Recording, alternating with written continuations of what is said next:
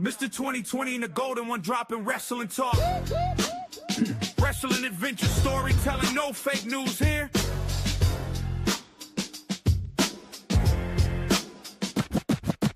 Yo, We've got an eye on you guys. What's up? Welcome back. 2026, wide open. It's like I think it's like the 8th day of the year. We're a little slow getting into the new year here on the podcast, but we're back live and rolling. And like I said, we've got the eye on you. I hate that. The eye's back in full effect, my man. I wish Julia would just throw it away or take it back to work. Hey, look, it's a good stress reliever, too, when you get mad or got an upsetting day or whatever's going on in your life. So what'd she do? Did she bring it back from work? Actually, I overlooked it on the desk, apparently. It was behind something. And she said, here it is. And I'm like, what? I said, I was looking for it last time because I missed it. Well, make sure you thank her for me. And it's courtesy of Tampa Bay Veterinary Specialists in Emergency Care. It says it right here on the eye on the other side. So there you go. That's when Julia was, we moved back to the area first. She went back into the veterinarian practice. But she, since then, went back into the medical world with a better opportunity. So that's where she's at now. So, Mike, we've talked very little, actually, in the last 2 weeks, personally off of here. And that's unusual. But I know a lot's been going on with the holidays and then work around the holidays gets stressful for both of us, the line of work we're in, obviously. And so we're constantly dealing with family, work stuff, and trying to handle everything else in between, right? So that's why the podcast had been off for the last 2 weeks, but we're back now. Anything new going on the front that we haven't mentioned through the few texts that we had sent back and forth, or is everything still roughly the same and just moving on? Yeah, everything's about the same. Our good friends, Herman and Claudia, their last day at Walmart is actually today, and they're going back to their home country of Colombia. Yes. Good people, though. I used to manage Claudia at that store. Yeah. But it has something to do with the laws, right? Yeah. Yeah, they came over because their president is not like ours. Ours is great, and theirs is like almost like a Hitler type thing. Mm-hmm. So they came over not the correct way and stuff, and now they got to go back and stuff. So hopefully they got the taste of how great America is. Now, let me ask you something. Over here the right way. Okay, let me ask you something. And I noticed this. They worked there for over a year, I know. Maybe even a year and a half, 2 years, right? So here's my question to that. They were given notice that they're going back. They wasn't just picked up at work and thrown around like a bunch of animals. Am I right? Yeah. So that goes to show that,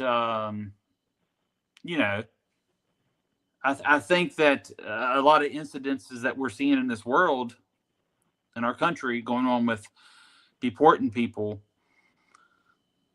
I think they really were looking for the bad people to begin with. So, but I'm sad to see them go because, her husband was a really nice guy, and I know he worked more closely with you. And then, of course, I managed her on my team for a whole year, and she was there before I got there. So I know they've been over here in America for about a year and a half, 2 years at least. Yeah.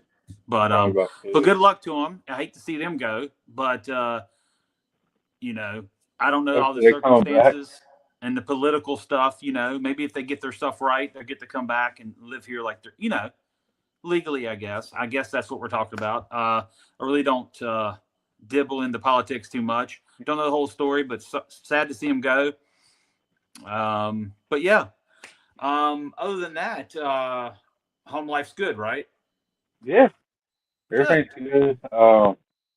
Can't complain too much. I mean, how can I complain when I got kids and a hot American wife? That's right. I That's mean, right. what else do you need in life? Huh? I mean, I got God with me. So the only thing that was terrible last year or this year at the beginning of it, Cowboys lost and didn't make the playoffs. Well, speaking of that, let me tell you something. So my Buccaneers played the Panthers, right? They beat them last Saturday. I watched the game. I was all excited. I'm like, long as New Orleans wins tomorrow, right? Well, guess what New Orleans did not do on Sunday? Because at this point, once the Bucks won their game, they were tied in the division in the South, the same record. And Lord behold, Falcons take it. So the Panthers are in the playoffs, and the Bucks are sitting at home now. Well, I wish Cowboys could have done it, but a lot of bad stuff during the season, but it's some good stuff with the first year coach. So hopefully they can build on it and keep on going. Well, one thing's for sure, in the last couple of years of watching even football, surprising things have happened. Yeah. This year, the Chiefs, dude, it's like they crapped the bed, right? So, yeah, I mean, it is what it is. They had a few good years there, but I believe everybody's few good years runs out after a while, and it don't matter what you do, and that's what's happening with that. So, but good luck with the Cowboys next year. You know, I'm not a Cowboy fan per se, but I got a lot of friends that are, and remarkably, you know, I got friends here in Tampa that are Cowboy fans. I got friends in Virginia that are Cowboy fans. I have friends in North Carolina that are Cowboy fans. Hell, everywhere I've lived, I think they've been Cowboy fans. Never got it. I never understood why North Carolina and Virginia had Cowboy fans all the way from Texas all the way up. I never understood it when we had the Panthers and the Redskins. I call them. I don't call them the Commanders. I hate that. But you know, I never understood it. And you know, I also have the Eagles. The Eagles is kind of close to Virginia, Philadelphia, the Steelers, Pittsburgh Steelers. But yet, everybody likes Texas and the Cowboys. So Yeah. Now, when you're a Cowboys fan, you're a Cowboys fan for life. that's what I hear. Was your dad a Cowboy fan too? Yeah. Okay. The whole family is. Oh wow, I didn't know that part. I knew you were Well, a big Cowboy fan. well, maybe not my uncle. My uncle likes the Commanders, Redskins, but Okay. Well, that makes sense. every family can't be perfect, right? I guess not. Well, you know, growing up in Virginia, I was originally a Redskins fan when I was small, and we moved to North Carolina, and I kind of fell out of football, but I still wear the Redskins apparel everywhere through junior high. And then we finally got the Panthers. I jumped on that bandwagon because we had a local team where I lived, and I supported them throughout living in Charlotte. We moved to Kentucky. We even moved to Florida the first time. Still supported the Panthers, but after living here the first time for like 10 years, a little over 10 years, we became Buccaneer fans, going to the stadium here, you know, seeing the stadium, seeing how passionate the city is about their teams, not just the football team, but other teams, the hockey team, the Lightning, the Tampa Bay Rays. They're real passionate about their teams. And we became Bucks fans, and I've never looked back. I never went back to being a Panther or a Redskin fan. I've always been a Bucks fan since, and I'll probably stay that way from now on. But I don't know. When we got Brady, everybody thought I liked the Bucks because of Brady, right? And when I lived in Virginia, and I was like, why would you think that? Oh, I thought you was a Patriots fan. No, I've been a Buccaneers fan since day one. It just so happens we got him and we got a Super Bowl, right? So take it. Yeah, y'all probably won't win another one for a while. You might be right. I don't know. I hope not. I hope you're wrong because they got a good team. I just think we got to get some things together. The quarterback, I love the quarterback. Just good team, man. I think they can get their stuff together. We'll be fine. And maybe next year we'll be back in the playoffs at least, you know. We'll have to see what happens. And then, you know, you said that the Cowboys had a new coach. So, hey, maybe that'll turn them around. Hopefully. I I know they need help on the defense. Who knows? If Jerry Jones calls me up, I might have to strap on the helmet and go out there myself. So, I'd like to see that. Now, so would I you think have? Let me ask you this though: would you have golden one on the back of the jersey, or would you have the mayor? probably the golden ones because that's who I am. Okay. I mean, I'm also the mayor, but the golden one is like iconic now. So, Okay. True. True. and then I look, they could pay everybody else millions of dollars. yeah. Just give me enough to live on. I'll strap on that helmet and I'll go out there and hit people for free if I have to. See what Just I'm help the saying? Cowboys win the Super Bowl. I'll do it. Well, that see, that's my whole thing too with the wrestling business, right? All these guys are getting these $1 million contracts nowadays. But years ago, before they put all this in line, you had to work every night to get your pay. If the houses were down, your pay was down. The houses were up, which you hope they were. You got good money, right? They signed you these low end deals when they started contracts. You'd only be promised so many days, like 10 days a year, and it was like minimal money of like, I want to say I heard $150 a night. Now listen to that. 10 dates, $150 a night. That's nothing, right? But what everybody knew was that if they got on the road and business was up, they made 10 times, 20 times the amount of money, right? Yep. So that's why a lot of guys praised Hogan during the Hogan era, is because they had to work like that. When they were on the show with Hogan, even if they were open the show, mid-card show or whatever, they were happy to be on the show with Hogan because they knew the houses were up and the pay was up. Today, I think guys, when they guaranteed this money, it's not as lucrative for you to work as hard. I'm not saying they don't work hard. I'm just saying it's not as lucrative in your mind. Because think about it. If you don't have a carrot dangling over your head to make more money, right? You're probably going to be like, my money's there regardless if I work my butt off or not. So I can go out here and have a lackluster match. Maybe not as good as my last one. I'll make up for it next time or whatever. I don't know what people think. But that was sort of like the deal, my WCW deal was a little different structured. It was a weekly paycheck before I stepped out of my home. I had money coming in. And then versus when I worked on the road, I got paid. So that was good. TNA was totally different. TNA, if I didn't go to work, I did not work. Guess what I did not get, Mike? I did not receive pay. It's just like if I go to my job today, I get paid, right? Well, if I take the day off, if I don't have any time to put in, what happens? I get zero money for the day, right? So that's what I'm trying to say. So I like that you made that point there, that you do it for a hell of a lot less than the millions of dollars to do it, right? Just to get by, because that's been my whole theory with the pro wrestling business for myself. I loved it so much that, I don't know what the refs are making nowadays. I really don't know because I ain't been there in years. But I guarantee you that they're making more than what I made in WCW. You can pay me what I made in WCW and I can still live decently and nice. You know what I'm saying? Even 25 years later, 26 years later, whatever it is. So good point you made there. But that's a whole different topic in itself to talk about the contracts of today versus the contracts of 90s versus no contracts in the 80s. They were basically, people say the pro wrestling business never had handshake deals. Or apparently in the 1970s, 60s, 80s, all these years prior going in to, the first Crockett contract, from what I heard, and I could, if anybody has any other information to correct me, please send it in to me. But I heard Lex Luger was the first one they signed to an actual contract in 1987. So take that in consideration. The first Crockett contract was 1987. McMahon made it more promising, probably starting in the mid 80s, a couple years before, after his big booming era.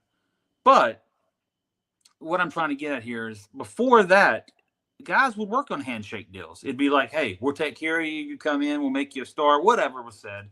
And they got paid by working. And if they didn't work, no one got paid. Simple as that. And I think every job should be that way, even today, even in pro wrestling. If you don't come to work, you don't get paid. Now, if you're injured, that's one thing. But if you are a crybaby and they let you sit at home because you're whining about your storylines, you don't get paid, buddy. Sit at home. cry, sulk up in your thing, because guess what? They're paying your bills. So anyway, I could go on all day, Mike. But good point you made up there. Another good point we can bring up before we move on, Mike, I know you got more to say, I can tell, is we need everybody to go give it a shot if you haven't already. Go to cowboyrevolution.com, Cowboy Revolution Apparel Company, and at checkout, use the code JaMieT123 to receive 15% off. It's still in the middle of winter at most places, not here in another country, as Mike calls it, down here in Southwest Florida. It is pretty warm daily, but go check out the hoodies and the toboggans, the hats, and everything else to keep your heads warm during your winter time, guys. So, Mike, you got anything else to add to that? What? Yeah, support the veterans. There you go. There you Not go. forgetting the veterans. And, yeah, we keep an eye on the veterans, apparently. that's right. It helps support the veterans. Very good for them. But yeah, they got nice hats and shirts, hoodies, and we need them up in Virginia. Like right now, it's 40. So, Yeah. like at night, like when I go to work early in the morning, it's pretty chilly and stuff. So. Yeah, if I had to guess here, I'm looking at my weather. Let me see. Real quick, we'll look up the weather here to compare it. If I can find my weather app. They don't have it up in another country. They don't give me the weather here. Okay, so my high today is going to be 79 degrees, and right now it's 69. So, yeah, it's going to be a quite warm day. No hoodies needed here. So our high is going to be 58. 58? Yeah. Okay, not too much worse. That's a good day of weather for that area. That's a good day of weather. I could live in 58-degree weather easily. That's actually good weather to go outside, short sleeve shirt, get some breeze. Yep. You have to excuse this. Let's see what this is. I don't know. There we go. All right. So as we talked about, well, we don't plan this stuff. That's right. Hey guys, remember that. Send your question, comments in to WrestleRef123@gmail.com. Mike had asked me to look up the questions earlier. I did not go to it today. I will check them next time. If we have any questions before today or today, after today, you send them into that email. I will answer them, or Mike will answer them at WrestleRef123@gmail.com. We promise you we will check our emails eventually. It's just been real busy. I really don't apologize. I take it back. I've been busy. I'm not apologizing for having a life. So, Mike, wrestling news right now, right? JCW's Heavyweight Championship was won last week because I watched it with my own eyes. Matt Cardona, otherwise known as Zack Ryder to WWE fans, which I think he's going by his actual name now there, Yep.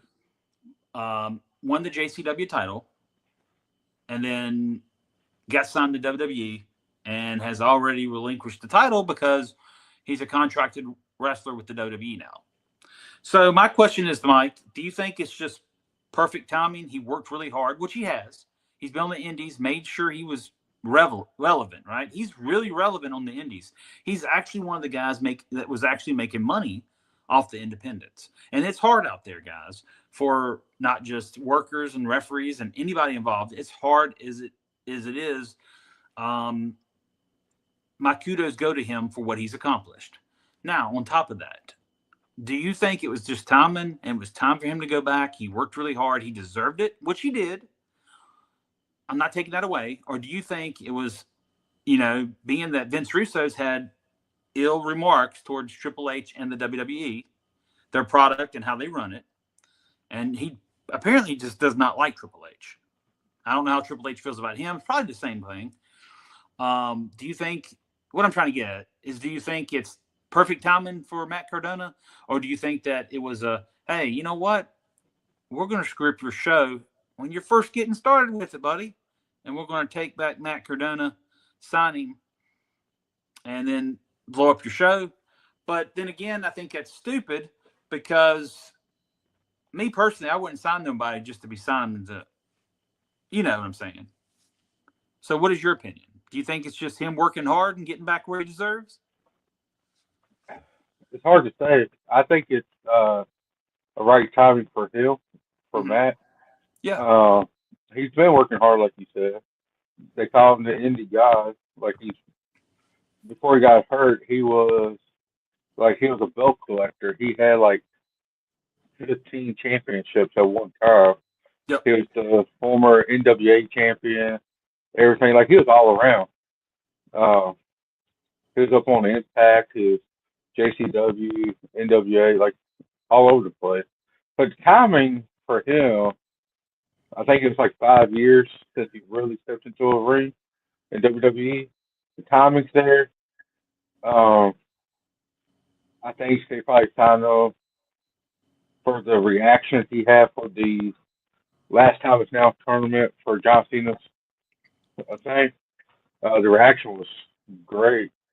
Uh, but it comes at a weird time too because WWE sent out a email to TNA and AEW wrestlers saying that they're not hiring nobody at this moment. And then he pops up like a week or two later. Mhm. So the timing of that part is weird, Mhm. but maybe they already had it in the writings and Yep. stuff before they sent that out. So I Well, don't know. We'll find out if he's a main event star like he is on the Indies, mhm. or if they put him back in the mid card and ain't doing nothing. That's true. That's true. I happen to think that it was just odd timing, and he was going to go back anyway, uh, regardless if it was now or whenever. Right? I just think they pulled the plug and said, "Hey, let's do this. Let's hire Matt Cardona back." I don't think it had nothing to do with him winning the JCW title. I just think it's bad timing for JCW when he wins the title, right? So that's my opinion on that. I think he would have made a great champion for that company. I think he's held it one other time, from what I've read and heard. But right now, I think with them needing a push into the forward motion, I think Cardona would have been a good asset for that company to keep. But obviously, we know they're not on the big hamster wheel like the WWE is, and keep they're more accessible to being able to probably give a better contract and a more secure money. So I see why he signed. He's been wanting to go back. I think he's been open about it anyway on social media over the years. So good for him. I'm happy for him. I hope he succeeds there this time around, even better than the time before, because I thought he was good the first time. Because wasn't he with a tag team when he first started, like a brother tag team? Yeah, he was with Brian Myers Yes. in TNA right now, and Yes. they was actually uh, kind of like Edge's lackeys. They kind of dressed up with like the Rated R Supercard Yes. tights and Mm-hmm. long hair and stuff like that. I met both of them. I don't think it was at Raw in Charlotte. My tryouts I had. It was the next day. We did SmackDown in Roanoke, Virginia, and I think I met both of them there. And Cardona and Myers both were just super nice guys. They were just happy to be there, and that's the kind of guys you want to see succeed. Guys that are just happy generally to be there, regardless. At that point they had not made their mark yet, right? Technically, and they were just happy to be there. That's the kind of guys you want to see succeed. The guys that really want it. The guys that don't complain and bitch and whine and, oh, my character's being hurt and I can't lose tonight and blah blah blah. It's pro wrestling, bro. Go out there, take your win, take your losses, and take your paycheck. That's all it's all about. As long as you're not this is the way I always looked at pro wrestling. As long as I'm not put in a compromising position that's going to hurt me physically in a way. I know accidents happen. I'm not talking about that. I'm talking about, you want me to do some stupid stunt that I know I'm going to break something if I do it because I know I can't pull it off. I'll step up and say no. But otherwise, I'll do anything you ask of me. It's the pro wrestling business. That's what it's about. You protect each other while you're out there. We all have families at the end of the day. Some have kids, some don't, but you have wives, girlfriends, whatever, right? Moms, dads, whatever. You want to go home and see them. You protect each other in the ring, and you go home and you come back and do it again. It's real simple. It's almost like having a job, but it's better than a job, because if you love what you do, it's not a job, and that's a true statement. Because when I was full-time doing the pro wrestling, I was always happy. Never had a discouraging remark about it. I can't say so much now, but what I do in the real world. But here we are, and that's the way it goes. But I'm happy for him in the long run. I'm just gonna wrap it up. I'm happy for him. I don't think it was anything to do with Russo and Triple H's disdain for each other or hatred. I don't know what they got going on there. I don't think it's nothing to do with that. I just think it's weird timing and bad for JCW because of the timing. But I think they'll pick up. I mean, it's pro wrestling. They'll pick up and they'll figure out something and do something just as good or better. So it's all right. I think they'll survive. And I know WWE is they got a good acquisition with him, and maybe he'll add some depth to the roster and put him in a good story or something. And yeah, I'm looking forward to seeing what they do with him. Me too. Good. Like I said, hopefully they don't put him in the mid card. So hopefully they can really push him, because seen him on the independents and like in TNA, and he showed up in AEW a few times and NWA. He's got the tools. He's got the look. He's got the tools. Now, will they pull the trigger and let him be the main event and stuff? It's the question. Right. So hopefully. Yep. You're right about that. So this question was asked for me, not from the emails. I don't know what's going on there yet.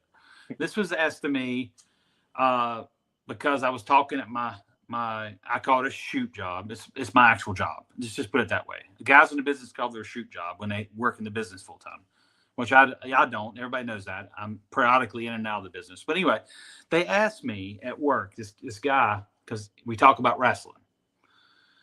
He asked me, why don't I do more shows and stuff or appearances? Because I told him about Wrestle Expo, right? And frankly, I just told him. I said, the main reason I don't do more wrestling shows on the indies and I don't do more appearances is two reasons. One, if I don't get asked, I don't go looking for it, right? Two, there's not enough money on the indies for a referee, even somebody that's been somewhere, to make a full-time living, to walk away, because we don't have health plans, no health benefits. There's no dental. There's no eye care. There's nothing, bro. If you go back on the indies, even if I could make what I make at my job, I still would have no health insurance. I'd have to get all that on my own. Premiums are high. You got to think about the variables here, right? So when I look at my variables here on the indies, to get what I want, no real promoter is going to give that out there. Or you'd see more guys over the years back, when TNA, Earl Hebner and them had light schedules, right? You'd have seen Earl Hebner doing indies probably all the friggin' time, but he knew the same thing as me. It's hard to make any dough on the indies, right? You can ask any referee that's been somewhere and now on the indies, they're going to use Joe Blow down the street, their buddy or something, maybe because he's a lot cheaper, right? Or who knows? I don't even know if you pay your buddy. But my point is, that's why I don't do many appearances. The appearance thing, I just don't go looking for conventions. I don't go emailing conventions, hey, or email people that do the conventions and bring people in. I don't go out looking for that. I haven't. The time I did WrestleCade and Wrestle Expo, I didn't go looking for stuff. It happened. Wrestling shows, sometimes I will try to get some wrestling shows, but it just depends. But my main reason is the money, and there's no health coverage, bro. You got to have health insurance, especially when you get older. I'm in my late 40s now. I got more things to worry about than doing 10, 12 indie shows a month if it's not paying my bills. You know what I'm saying? So that's my main thing. I like to spend time with my wife, too. My weekends sometime, I'd rather spend my time with my wife than go do an indie show. And that may sound harsh to some guys that want to make it, but these guys hopefully are not in their 40s trying to make it to the big time, right? Hopefully they're in their 20s and can give their time and they have the energy and not worried about their health as much as people that are getting older. So that's my answer. Yeah, good answer. Good answer to the question, really. I Uh, mean, you can't give, like you if can't you was, get, huh? go ahead. Like if you was younger, then I'll be like, yeah, try to do what you can and stuff. But like you said, you're upper 60s, want I hate you. to Upper six. want to spend time with your wife and everything. Yes.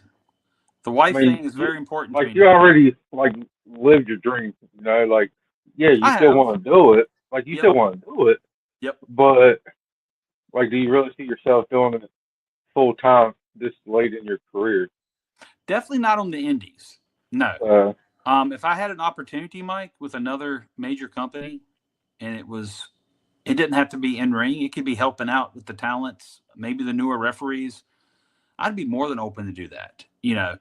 But as in making this on the indies, my full time gig, no, I don't see that. And it's not me being pessimistic. It's just me seeing reality as, like I said, the independents are far and few in between that are going to have you. So, in a nutshell, let's look at it like this: out of 100% of the guys that work on the independent circuit, right? How many do you really think make a living off of it? That's all I'm trying to ask, right? It's a very small percentage. I don't even know, but you can't tell me that we even have 20% making a living off of the business. If they are, power to you. And I'm sorry for saying that I'm wrong. And I'll say I'm wrong, right? I just don't see it, man, because over the years, I tried going back on the indies when I didn't have my big runs, and it's hard to make money. And it's one thing to do it because I'm a referee. I get that. But it's hard out there. And the ones that are making it, I salute you, but I guarantee you they got some kind of name behind them. They're not just, you know what I'm saying. Johnny Come Lately down the street here is not making a living off the independents. If he's telling somebody that, Johnny Come Lately is having his real job support his habit. And that habit and recreational need is professional wrestling. And it's the truth. And the more people see the truth about that, maybe more you respect the guys on the indies because they're out here on their off time from their jobs, probably tired, but they want to be a pro wrestler and they give you their time. So support them by all means. But as everybody making a living off this business, I don't see that many on the indies making a living. And the ones that are, like I said, they're either busting their butt and they know the right people or whatever they're doing. I want to know what they're doing because it's been a really hard struggle at times on the indies to make money, at least for me. But like I said, it has a lot to do with me being a referee too. They can get a lot of other indie refs for a lot less and throw them in the ring. And some of them are really good, but some of them are not. You know what I'm saying? So anyway, we could talk a tirade about that all day long. But that's the main reason why I don't do it. Because if I could make a living off the indies, Mike, I wouldn't be going to work weekly. I'll be honest with you. I wouldn't. And that's just the truth. So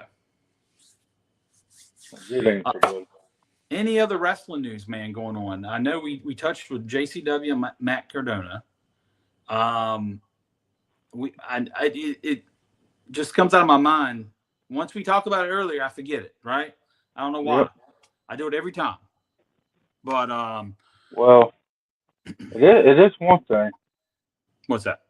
It's a very, like we talked about sad day about the Cowboys not making the playoffs and stuff. Yeah. Well, it's a sad day up in wrestling. Okay. Apparently the Bullet Club is over. I saw that. But if I'm still breathing, Bullet Club ain't never dead. I'm just throwing that out there. What was it? On the 5th of January, so it just happened, 3 days ago? Yeah. I don't know. When they started doing it, like most of the group was, they changed it to like the War Dogs and stuff. Yeah. And had Finley as their leader and stuff. It just wasn't. It just wasn't the same. Anyways, but yeah, I mean, it's been part of my life since I was 21, almost 22 years old, and now it's apparently no more. Like it's a sad day. Hey, man, listen, man. I'm thinking about taking bereavement at work and everything. I Really? don't know if they'll accept it or not, but I would assume that they wouldn't accept your bereavement for the Bullet Club, bro. it's Bullet Club is family, so Okay. maybe I can talk to the lawyers and see if I can get it. You should, Mike. I think you should talk to your lawyers, see what comes out of that, and you let us know here on the podcast. Okay. Well, no. Well, they got like they got so many Bullet Club members in WWE. You got Good Brothers always trying to do something about the Bullet Club on the Indies. Then you got the Jay White and stuff. When they come back, they was called Bullet Club Gold, but now the Bang Bang Gang Mhm. in AEW. Do you think somebody could be like, no, it's not dead. We're gonna bring it back, almost like WCW did with NWO in 1999 Right. with like Jared and Brett and stuff. Yep. Because the Bullet Club, yeah, 13 years, that's a long time. But you got to think how apparently they're so over still in like Mexico and stuff. Good Brothers just went down there to do a show, and they said up on their podcast like it was really big down there still. Like, could they like New Japan sell the name to say somebody in Mexico and they can have it in Mexico or something? I don't know. That'd be kind of cool. I mean, if they want to sell the name, I mean, I'll buy it. No, they were going to talk about that on Talking Shop. Yeah. Yeah. Now they did a live one last night, but I was up since like 2:30. I wasn't gonna stay up to watch Okay. it, but I'm gonna listen to it in a little bit and everything, and see what the Good Brothers got to say about it. But like I said, it's that day. I'm almost lost for words. I can tell, and that's Yeah. that's really hard, guys. Yeah. You be lost to words. Oh, yeah.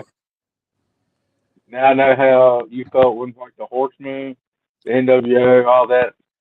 Now it's the Bullet Club. Mhm. But, Yeah. I was, there's been so many good stables in the industry. The Bullet Club was really big in Japan, more so than even here. And but to look at their stable and to look how many years it did last, that's a long run yeah. for a stable in this business. But who knows, man? I still got some Bullet Club stuff, but the merch is worn out. So that goes another question. Is there any Bullet Club merch still being able to be bought? Oh yeah, I can. If I have PayPal or Google Pay, I can go to Pro Wrestling Tees and buy it right now. So I don't have that stuff. So I can't buy it.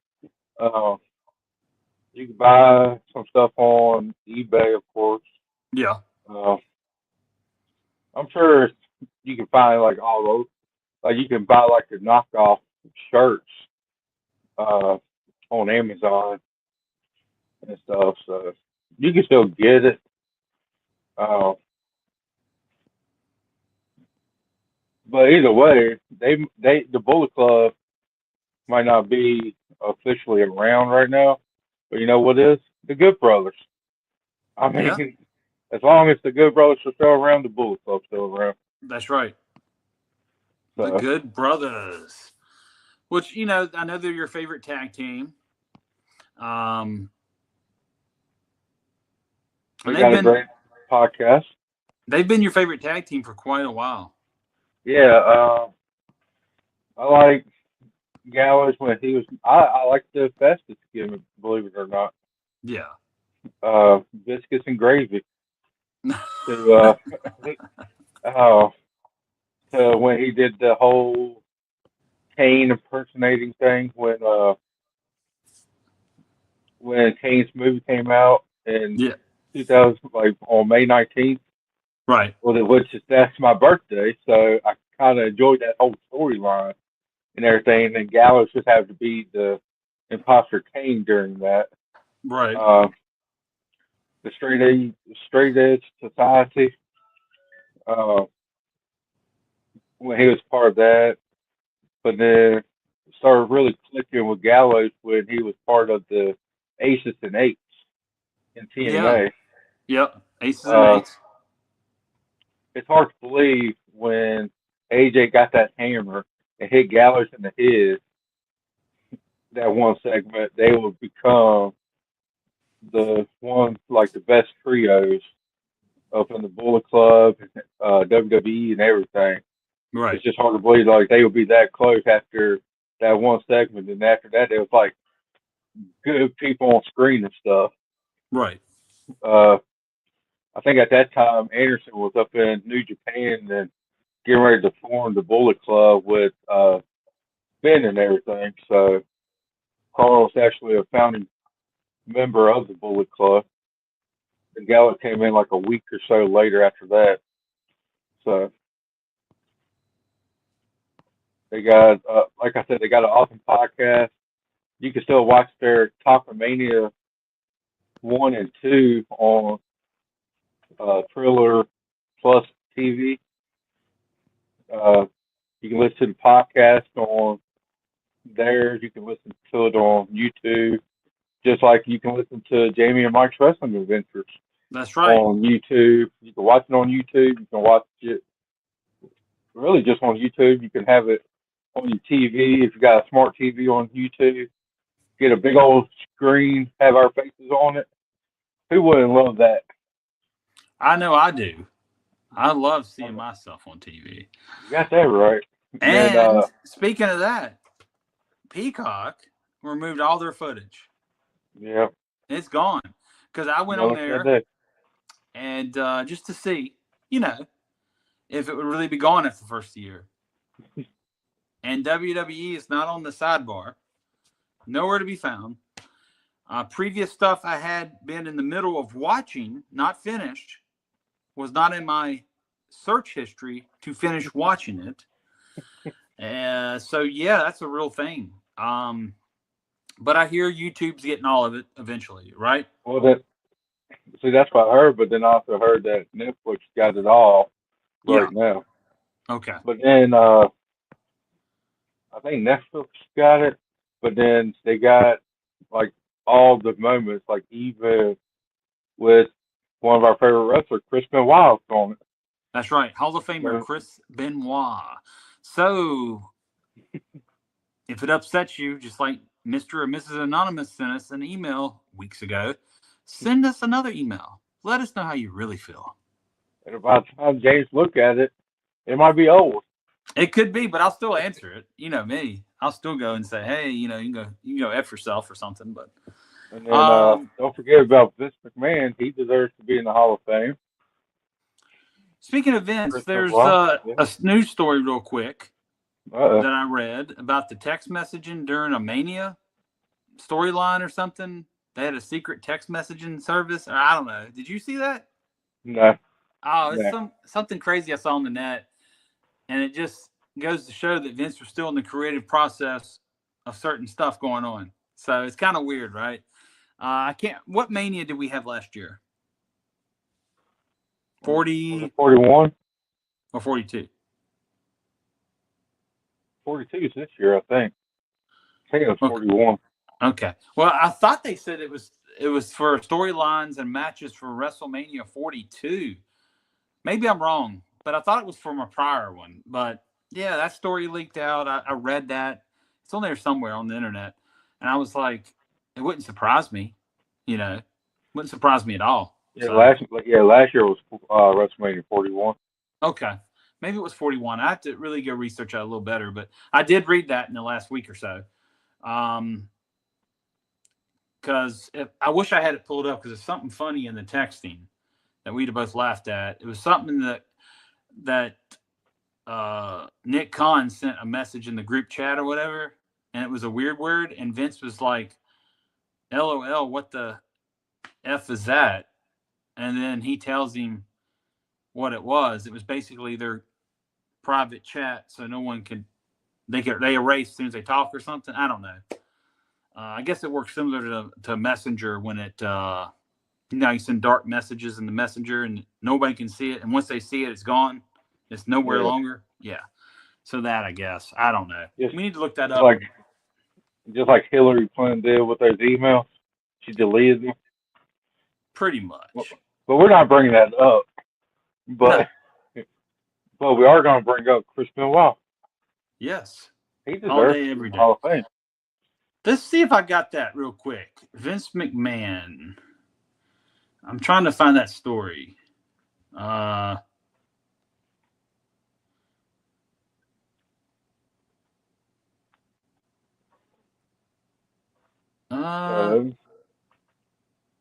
can't find it. I'm telling you, I read that. Well, you just keep looking that up, and I will talk about Cowboy Revolution one last time. Did you say Cowboy Revolution? I did, because Cowboy Revolution supports the veterans. Use the code at checkout JamieT123 to save 15% on hats, shirts, hoodies, tumblers, stickers. I think they had some bags for ladies and stuff. And the best part is to support the veterans. So go to cowboyrevolution.com and use the code JamieT123. That's right. So everything I'm finding about Vince McMahon is text messages about his sex trafficking scandal. So, yeah, I don't think I'm going to find it. But anyway, that's what I read. He was basically talking about, I guess he was in Still Creative or whatever. And this was, I think I just read it was in 2023. So it's been a while. So I was really off on my years, I guess. But because it's been a while since he's left the company, right? Yeah. Has it been that long or no? So it was 2026. He hasn't been gone for 2 years? 3 years, ain't it? It says 42. Was he there at 39 when Rhodes came back? I think he was there when Rhodes came back. So that might have been when he was trying to sell WWE to TKO and stuff. Yeah. So it'd be close to 3 years. But I just wonder, do you think McMahon is still in the creative process now? I don't think so. Mm-hmm. Like, he could be. I think I read somewhere where he didn't sell like all of his. He sold like all of his stock or ownership. Yeah. And stuff, but not like a certain stock. Like he's still part of the WWE, but just not the TKO part. Mm-hmm. So he could be, but some of the writing and booking lately sounds like something he would have done back in 2013 and stuff. So, yeah. I mean, it's a possibility. Yeah. True. Wow. That's crazy. Think about that. Wow. Well, with that going on and all, I know the NXT women's, was it the Intercontinental title, international? What title was that? NXT title? The North American. You remember the one we watched? Yes. That girl that won it by accident, she kept it and then lost it to someone recently. Yeah. Yesterday, 2 days ago. Now, do you think that was the original plan, was for this current girl to win it from the other one? Or do you think they just did this now as something different? She was going to lose it to the one that just later on. The accident one. Okay. She was going to win it, I think, like in a couple weeks or in a month or something. Ah, The one that won it on Tuesday, I think it's because the first one that got kind of like the wind knocked out of her, yeah. I think she's moving up to the main roster Okay. now. So Okay. that's why she didn't get her rematch. Yeah. Because it was just weird because how she had it and they was talking about her getting her rematch, and all of a sudden the storyline is like, oh no, you're not going to get it. Yeah. While everybody else again moved up, so I think she's probably going to get moved up to the main roster. Okay. And there's no more chatter about that championship win weeks ago now. Nobody's really talking about it. No, the only thing I heard was the ref got fined or something. For real? So, yeah. So I think they try to blame it on the ref. Of course they would. That's the easy. I'm gonna tell you something, guys. That's the easiest cop out in the pro wrestling business. Is when any of the guys or girl, and I'm not trying to get heat here, and I really don't care because I have no stance in the major outline of the pro wrestling business right now. But that's the easiest cop out, and I said that last time. And when I looked at it, I told you I didn't think he was at fault because he thought what he did was right. And then the girl did get knocked out. She really did not kick out. I just don't see how you can find him. But that's the funny thing. You do your job and you feel like at the end of the day, well, what is right and wrong? It's like they changed the rules on you, right? I don't know. That's just odd to me. Why would It might not be. It might just be a storyline that they're trying to cover up like the bad mistakes. Maybe he didn't really get. Maybe he didn't really get fined. Maybe they're just like they. I don't think they showed it like said it on TV. I think they just did it like online. Maybe to guide down the whole thing about now, being a is this mistake like a and stuff. news source that said it? I don't remember. Okay, it may just be a lot of made I'm up. pretty sure we talked about it Oh, we like did. right before the holidays. I think Okay, so. maybe. I just don't get it. Because after watching that, I mean, yes, your theory, he could have waved it off, because she did move her arm up, and he could have. But in his mind, I'm telling you, in his mind, he's thinking if I don't hit 3, I'm going to get reprimanded for not doing that, right? Because refs are told if they don't kick out, you count. But it's like a catch-22. I guess that's the saying you use here. I might be wrong about that, but basically what I'm saying there is on the flip side, it's damned if you do, damned if you don't. And I think that's the predicament this kid was in. It's damned if he did, damned if he doesn't do it. And he chose one way. I just feel like by looking at that, if he'd have went the other route, he might be getting bitched at still. You know what or if it's true. Yeah. If it's true. We don't know if it's true. I just feel like he was in a bad predicament. And but that, like I said before, a lot of times in these scenarios, I'm going to say it, the talent gets whiny. And when the talent gets whiny and bitches, upper management takes their side. And they're going to say, well, I don't even know the guy's name to refer to him. But I don't know. let's say Bob. Well, Bob is at fault here. Don't worry about it. I don't know. Maybe I'm wrong about that. Maybe it's a fake story, and I hope it is. Because, like I said, I think there's no one in fault in this total situation. The match happened the way it did. Let old dogs lie, is the way I look at it. Let it go. Everybody let it go. Everybody stop talking about it. But then again, I don't know if any of the participants at hand or any of the agents or upper management took sides. We don't know what happened because that happens at times. And if you don't have an advocate, I guess we could use that word, or someone that takes up for the situation, right? I'll give you an old scenario real quick, Mike.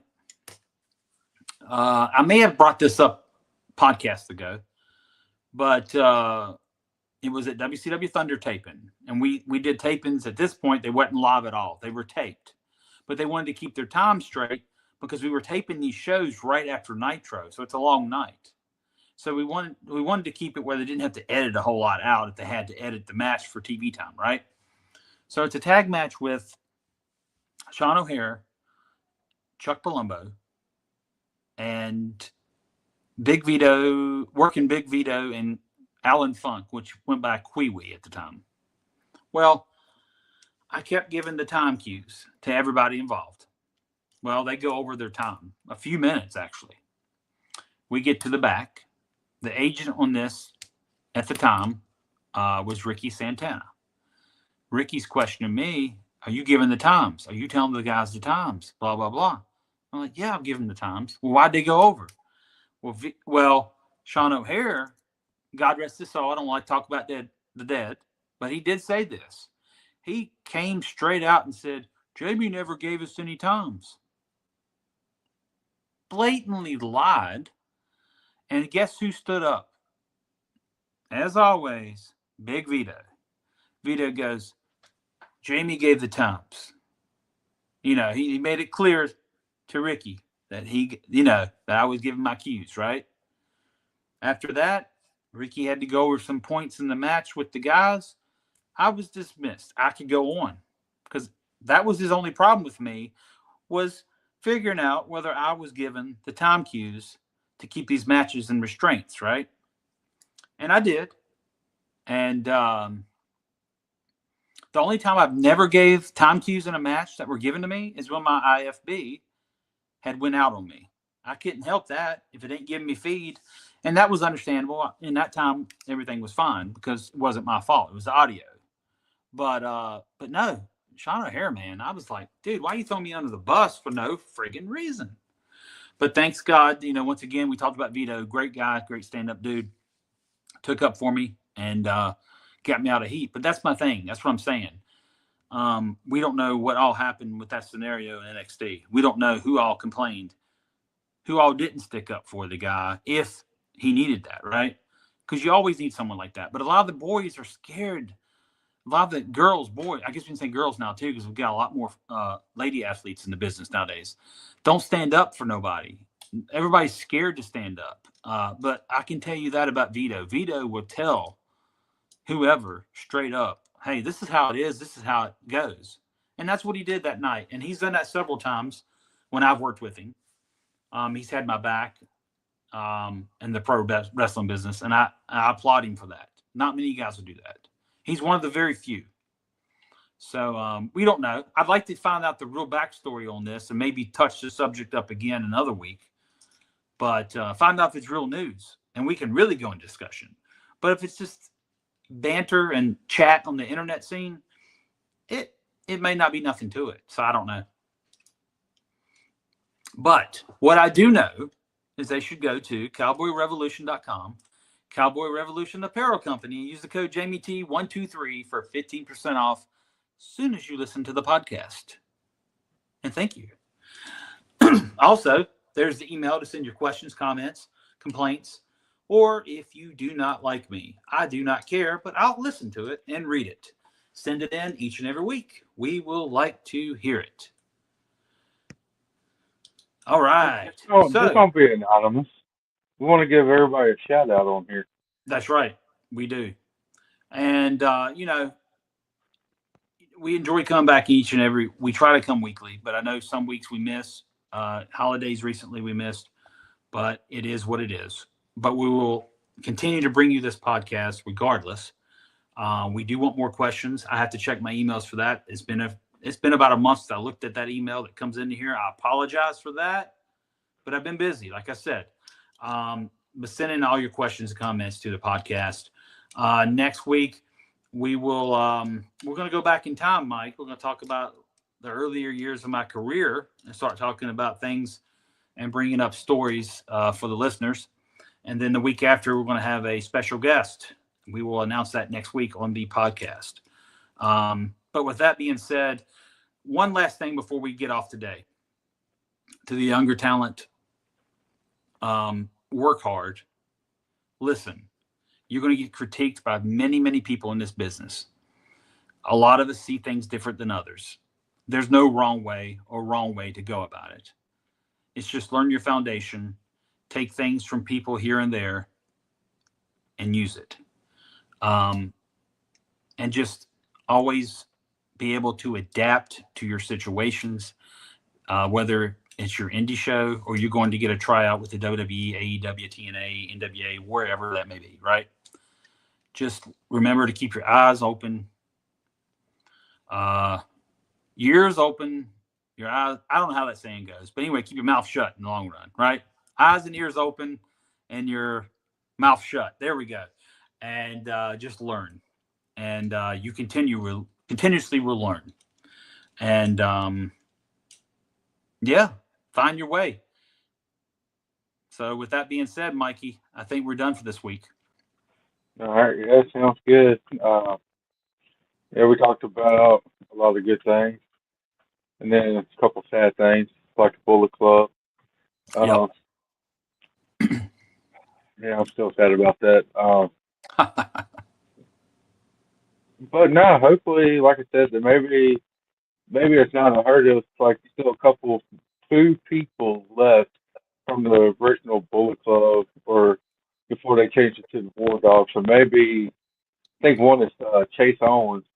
Yeah, I like Chase. I think, yeah. So I think he was one, and I can't remember the other one. So it might be officially did to New Japan, but even if you got that one person, they could still bring it back. So never say never in the wrestling business. That is true. That's the biggest saying ever, or I wouldn't still be lagging around somewhere. And speaking of that, I'll be in Winter Haven tomorrow night, January the 9th. I will be appearing for a Florida Pro Wrestling show, FPW, and I'm looking forward to that. I'll be refereeing alongside former WCW referee as well as me, Randy Eller. Randy was there in the mid-'90s. I was there in 99 through closing, 2001. Everybody knows that. But, I look forward to sharing the ring with Randy tomorrow night with some great young indie talent that's trying to make their way. Good stars on the show. Go check it out. You can't miss it. Independent wrestling where it's at, man. That's where the future stars lie. And if you do not go to these shows, you will not see them till possibly when they get signed, and you won't know their background. But if you know their background, I guarantee you will appreciate them a lot more, knowing they struggled, through the bad times and good times on the indies. And just give it a shot whenever an indie show comes to your town. But yeah, that's all I got, my man. And closing talks. Closing talks. Just keep your head up. Another thing, Chase Owens, you mentioned him. I'll say this. I don't know if you knew this, Mike. I may have told you. Ricky Morton trained him. I think he did. Yeah. I think he did it when we was at the gym together. Yep. So that tells you. Chase Owens Bullet Club shirt. Yep, I have that shirt. Because Chase Owens a Virginia boy too. But with that background, you know why Chase is good. He had a good foundation. That's what I'm trying to tell you guys. Yeah. Find the people to listen to. And I'm not saying that you have to take everything they tell you, but trust me, somebody that's been around that long, if they're trying to help you, take the feedback. They're not doing it to hurt you. They're doing it to hopefully make you succeed. And always be up for learning. You learn something new every day in life. Don't stop learning in pro wrestling. Never stop learning. But my hat's off to all you indie guys out there. I hope you make your way, and I hope you're making money on the indies and keep striving to get bigger and better. And with that being said, we're out of here. Peace out. Bye, everybody. It's the 2020 and the golden one dropping wrestling talk. Wrestling adventure storytelling, no fake news here.